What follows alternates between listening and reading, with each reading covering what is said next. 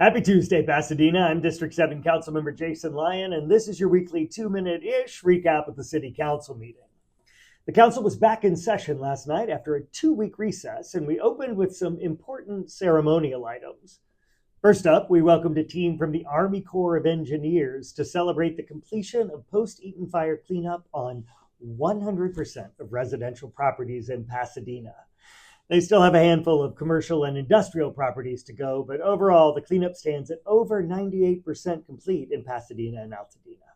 Last night, we thanked the Army Corps and their contractors for their speedy, diligent work to aid our region's recovery.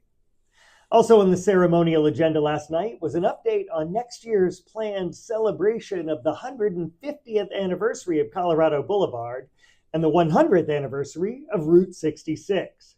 That'll be celebrated the weekend of June 27th and 28th, 2026, and will include events all across town, culminating in the finish line of the Great Race, which is a convoy of vintage cars traveling Route 66 from its inception in Chicago to Pasadena. Should be a lot of fun. And then, of course, the following week, on July 4th, 2026, the whole country will be celebrating America's 250th birthday. So mark your calendars now for the summer celebration.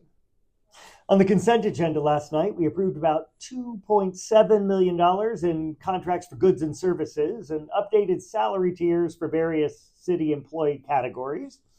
And we voted to endorse a pair of bills co-authored by our state senator, Sasha Renee Perez. Those would require law enforcement in California, with certain limited exceptions, not to be masked when carrying out detentions and arrests, and setting penalties for failing to identify themselves. Our main agenda opened with the 10-year renewal of the Old Pasadena Business Improvement District and an update of the assessments charged to businesses there, which was approved by more than 88% of property owners in Old Pasadena. Next up, we gave final approval to the city's fiscal year 2026 schedule of taxes, fees, and charges, and then we voted to reduce various transportation-related fees as applied to accessory dwelling units, or ADUs.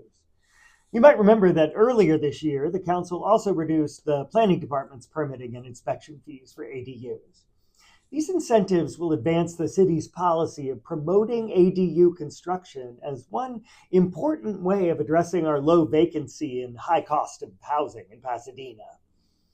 After that vote, the council approved a big contract, more than $44 million, for the Water and Power Department's purchase of more than 200,000 linear feet of copper wiring for system upgrade and maintenance all across the city. Unfortunately, the cost of copper has been high for quite a while now, and it looks like it's only going to get worse as the current administration in Washington has announced plans to impose a 50% tariff on copper imports.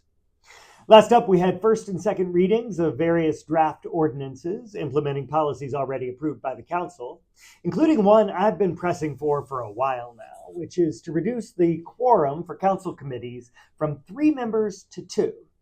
If you've ever been at a committee meeting that was canceled or started a half hour late due to the lack of quorum, you already know how frustrating it is when council members don't prioritize these meetings. The new quorum should mean fewer canceled meetings and more efficient operations on the council. And that was the July 14th meeting in a nutshell. Just a heads up that I'll be traveling next week, and then the council has a 3-week August recess, so look for your next 2-minute update on August 19th.